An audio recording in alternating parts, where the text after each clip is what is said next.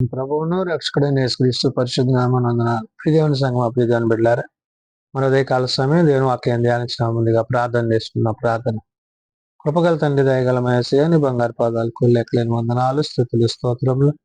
గతించిన రాత్రి అంతా నీ రేఖల చాటును కాచి కాపాడి సంరక్షించిన దేవ, మన ఉదయకాల సమయం సజీవ లేఖని చేరి ప్రార్థించుండగా వాక్యమైన దేవుడు వాక్యం ద్వారా నాతో మాత్రం మాట్లాడి మీరే మహిమ ఘనత ప్రభావాలు పొందమని యేసునామమున అడుగుచున్నాను తండ్రి, ఆమె. దేవుని సంగమా ప్రియదేవుని బిడ్డల నిర్ధమకు ఏర్పాటు చేయని వాక్య భాగము ఎపిఫనియాలోని మొదటి ఆదివారం కొరకు ఏర్పాటు చేయబడిన పత్రికా వాక్య భాగము అపోస్తలుడైన పౌలు రోమీయులకు రాసిన రోమా పత్రిక 12వ అధ్యాయము 1-5 వచనాలు ధ్యానం చేసుకుందాం. ఎపిఫనియాలోని మొదటి ఆదివారం కొరకు ఏర్పాటు చేయబడిన పత్రికా వాక్య భాగము అపోస్తలుడైన పౌలు రోమీయులకు రాసిన రోమా పత్రిక 12వ అధ్యాయము 1-5 వచనములు ఈ విధంగా రాయబడినవి. కాబట్టి సహోదరులారా, పరిశుద్ధమును దేవునికి అనుకూలమునైన సజీవ యాగముగా మీ శరీరములను ఆయనకు సమర్పించుకొనుడని దేవుని వాత్సల్యమును బట్టి మిమ్మను బతిమాలుకొనుచున్నాను. ఇట్టి సేవ మీకు యుక్తమై ఉన్నది. ప్రభు యొక్క పరిచర్య.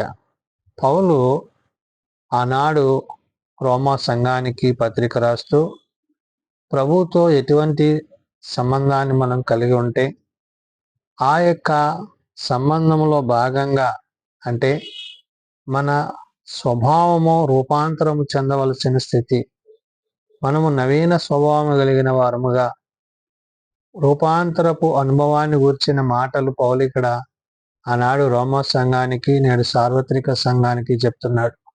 అంటే పరిశుద్ధత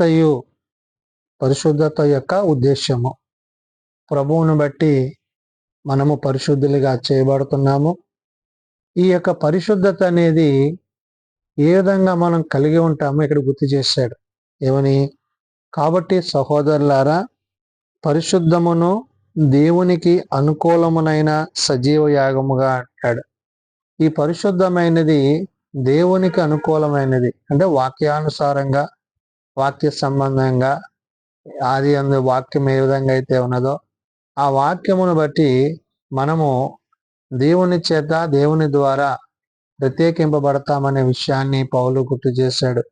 కాబట్టి మీ శరీరములను ఆయనకు సమర్పించుకొనుడని దేవుని వాత్సల్యమును బట్టి అంటున్నాడు. అంటే శరీరానుసారంగా ప్రవర్తించక మన శరీరాలను, దేహాత్మలను దేవుని వైపు నడిపించాలి. హృదయమందు వాక్యము నుంచినప్పుడు ఆ వాక్యము శరీరమును కలిగినదిగా, అది దేవుని యొక్క ఉద్దేశాలను జరిగించేదై ఉండాలి. కాబట్టి ఇక్కడ అంటున్నాడు, సజీవ యాగముగా మీ శరీరములను ఆయనకు సమర్పించుకొనుడని దేవుని వాత్సల్యమును బట్టి మిమ్మను బతిమాలుకొనుచున్నాను అంటాడు. ఆయన ప్రేమ, ఆయన ఉన్నతమైన స్థితి, ఆయన తన ప్రజల ఎడల చూపిస్తున్న ఆ యొక్క వాత్సల్యము ఏదైతే ఉన్నదో దానిని మనం కలిగి ఉండాలంట. అంటే క్రీస్తు యొక్క ఉన్నతమైన ప్రేమలో, క్రీస్తు యొక్క ఉన్నతమైన ఆలోచనలో మనము స్థిర విశ్వాసాన్ని కలిగిన వారముగా ఎట్టి రీతిగా ఉండాలని చెప్తున్నాడు. ఏమని? ఆయనకు సమర్పించుకొనుడని దేవుని వాత్సల్యమును బట్టి మిమ్మల్ని బతిమాలుకొనుచున్నాను. ఇట్టి సేవ మీకు యుక్తమై ఉన్నది అంటున్నాడు. అంటే సేవలో ప్రభువును బట్టి, పరిశుద్ధాత్మను బట్టి, దేవుని యొక్క కార్యాలను బట్టి, క్రీస్తు యొక్క ప్రేమను కలిగిన వారమై ఇతరులకు ఆ ప్రేమను పంచేవారై ఉండాలి. కాబట్టి మీరు ఈ లోక మర్యాదను అనుసరింపక ఉత్తమమును, అనుకూలమును, సంపూర్ణమునై ఉన్న దేవుని చిత్తమేదో పరీక్షించి తెలుసుకున్నట్లు మీ మనస్సు మరియు నూతన మొగుటకు రూపాంతరం పొందుడు అంటున్నాడు. అంటే మనస్సు మారాలి, ఆలోచన విధానం మారాలి.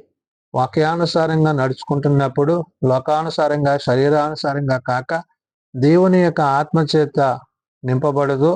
ఆ ఆత్మ దేవుని యొక్క ఉద్దేశాలను ఎరిగిన వారమై, ప్రభు ఎందు నిమిత్తమైతే మన కొరకు ఈ లోకానికి ఆయన పంపబడి ఉన్నారో ఆ మరణము నుండి జీవములోనికి నడిపించిన క్రీస్తు ప్రేమను బట్టి మనము కూడా నూతనత్వాన్ని కలిగి ఉండాలి. అంటే ఆయన శరీరము ద్వారా, ఆయన రక్తం ద్వారా మనం కడగబడి, పరిశుద్ధపరచబడి, మనలో ఉన్న అతిక్రమమును, పాపమును విడిచిపెట్టి క్రీస్తునకు కలిగిన ఆ యొక్క ఉన్నతమైన మహిమను మనము కలిగిన వారమై ఉండాలని పౌలు కోరుతున్నాడు. కాబట్టి అంటున్నాడు, మీరు ఈ లోక మర్యాదను అనుసరింపక ఉత్తమమును, అనుకూలమును, సంపూర్ణమునైన దేవుని చిత్తమేదో పరీక్షించి తెలుసుకున్నట్లు అంటాడు. ఉత్తమమైనది ఏది? ఉత్తమమైనది ఆయన ఉద్దేశాలు, ఆయన ఆలోచనలు కలిగిబుట, ఆయన చిత్తాన్ని జరిగించుట, ఆయన చిత్త ప్రకారం జీవించుట, ఆయనతో పాటు యుగయుగాలు జీవించుట అనేది ఉత్తమమైనది. కాబట్టి దాని గురించి చెప్తున్నాడు. దేవుని చిత్తం మీద పరీక్షించి తెలుసుకున్నట్లు మీ మనస్సు మారి నూతన మగునట్లు రూపాంతరము పొందుడు అంటాడు. మనస్సు మారాలంట, అంటే నవీన స్వభావం కలిగి ఉండాలి. పాత జీవితాన్ని విడిచిపెట్టి క్రీస్తు ద్వారా కడగబడిన వారమై, ఆయన రక్తములో పరిశుద్ధపరచబడ్డ వారమై అనుకూలముగా దేవుని యొక్క మాటల యందు జీవించాలి.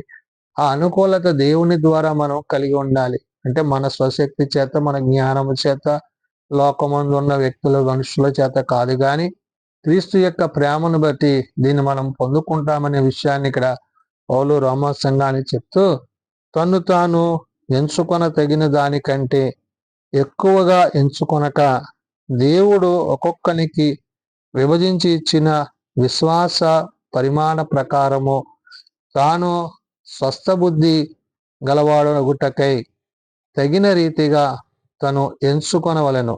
నాకు అనుగ్రహింపబడిన కృపను బట్టి మీలో నున్న ప్రతివానితో చెప్పుచున్నాను.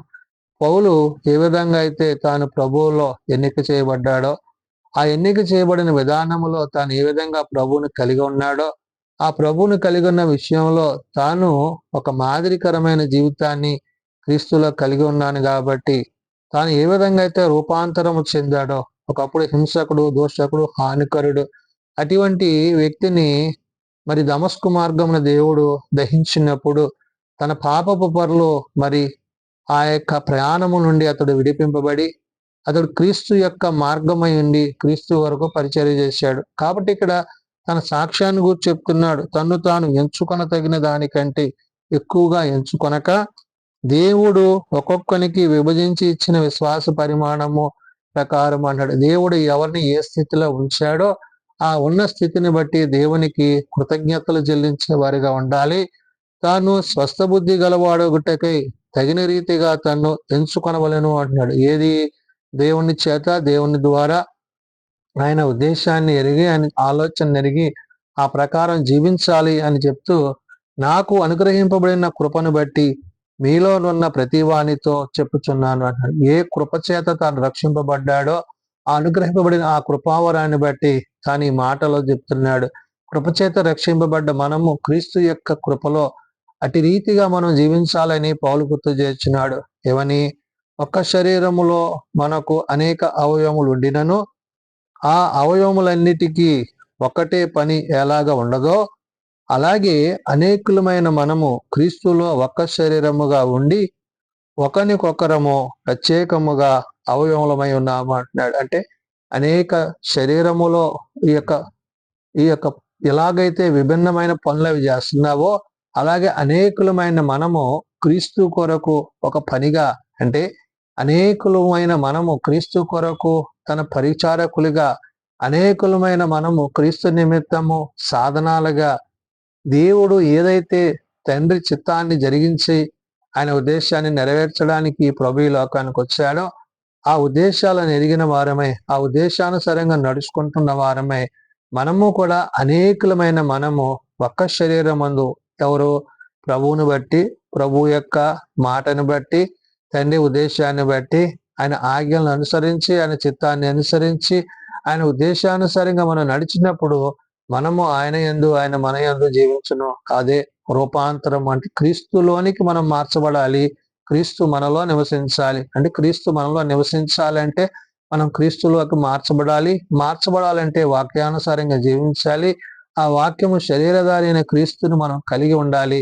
ఆయన రక్తం చేత ఆయన చిందించిన రక్తములో మనం కడగబడి ఆయన శరీరం ద్వారా బలపరచబడి విశ్వాసములో ముందుకి కొనసాగాలి. కాబట్టి ఇక్కడ పౌలు చెప్తున్న మాటల యొక్క ఉద్దేశం ఏంటంటే మనము ప్రత్యేకింపబడాలి. అనేకులమైన మనము ప్రభువులో ఏక హృదయము ఏకాత్మ కలిగి ఏక తలంపులు కలిగి క్రీస్తు యొక్క మాటల యందు ఆయన ఉద్దేశాల యందు మనం జీవించిన వారమైతే ప్రభువు ఆయన తగిన రీతిగా ఆనాడు పౌలు ఎలాగైతే తాను కృపచేత రక్షింపబడి దేవుని చేత ముందుకు నడిపింపబడుతున్నాడో నేడు అదే రీతిగా ఆయన యందు విశ్వాసం ఉంచి మనలను అటు రీతిగా ఆయన నడిపించునని ఉదయకాల సమయమున పరిశుధాత్మ దేవుడు భక్తుడైన పౌలు ద్వారా తెలియజేసిన మాటలు. ప్రార్థన చేసుకుందాం. ప్రేమ నమ్మకం కలిగిన మా తండ్రి, కృప కలిగిన దేవ, అవును నాయన, మా హృదయాలను, మా ఆలోచనలను, మా తలంపులను నీ వైపు తిప్పుటకు, నీ వాక్యమునందు జీవించుటకు, నీ వాక్య ప్రకారము నడుచుకున్నటకు మాకు నేర్పించండి. లోకమును పాపమును కాక శరీరానుసారంగా ప్రవర్తించక నీ సత్యమందు నిలిచి నీ జీవం కలిగిన మాటల చేత మమ్మల్ని జీవింపజేస్తూ నాయనా మేము నీ యందు ఎట్టివారమై ఉండాలో నవీన స్వభావమును ధరించుకున్న వారమై క్రీస్తు యొక్క ప్రేమలో కొనసాగు వారమై అటు ప్రేమ యందు నిలిచిన వారమై దేవా నీవు మాకు అనుగ్రహింపజేసిన ప్రతి విధమైన ఈవులను బట్టి నీ కృపచేత రక్షింపబడ్డ మేము ఆ కృపకు తగిన రీతిగా జీవించుటకు మాకు నేర్పించండి. మేము బలహీనం ప్రభా, మమ్మల్ని బలపరచండి నాయనా. మీ చేతి గాయముల చేత మాకు స్వస్థతను ఆరోగ్యమును దయచేయండి నాయనా. ఏ ఒక్కరూ నశించక అందరూ మారు మనసు కలిగి పాప క్షమాపణ కలిగి నీ నిత్య రాజ్యంలో చేరగలందులకు నాయనా మీరు మాకు అప్పజెప్పిన ఈ యొక్క పరిచర్య బాధ్యతలో మేము నీ అందు నిలిచి నీతో సదాకాలము జీవించే ధన్యత మా అందరికీ దయచేయండి. ఇదిగో నాయన, మరి ఏ ఒక్కరూ నశించకూడదని నీ వాక్యం సెలవిచ్చినట్లుగా అంతటా అందరూ మారు మనసు కలిగి పాప క్షమాపణ కలిగి నీ కృపయందు కొనసాగుటకు సహాయం దయచేయండి. చిన్న బిడ్డలు, యవనులు, పెద్దలు, వృద్ధులు ప్రతి వారిని వారి వారి తరగతులు చెప్పని ఆశీర్వదించి దీవించండి. నేడుదిన పరిచర్యలో సేవలో మీరు మాకు సహాయకులుగా సహకారులుగా ఉండి మమ్మల్ని మీ కృపలో అందించి నడిపించమని, మీరు ఆఖరికి తగు సిద్ధపాటు మా అందరికీ దయచేయమని, జీవం కలిగిన నీ మాటల చేత జీవింపు చేయమని యేసున్నత నామమున ప్రార్థించి వేడుకొంచున్నాం తండ్రి. ఆమేన్. పరలోకమందున మా తండ్రి, నీ నామం పరిశుద్ధపరచబడుగాక, నీ రాజ్యం వచ్చుగాక, నీ చిత్తం పరలోకమందు నెరవేర్చినట్లు భూమి మీద నెరవేరుగాక. మా అనుదిన మాకు దయచేయము. మరలా ప్రార్థన చేసిన వారిని మేము క్షమించున్న ప్రకారం మా అపరాధములను క్షమించు. శోధనలో తేకాదశులను తప్పించము. రాజ్యము, శక్తి, మహిమ నిరంతరము నీవేనవు తండ్రి. ఆమేన్. మన పరమ తండ్రి అయిన దేవుని ప్రేమ, ప్రభువైన యేసుక్రీస్తు కృప, పరిశుద్ధాత్మ నిత్య సహాయము నిరంతరము సదా తోడయండి సంరక్షించునుగాక. ఆమేన్.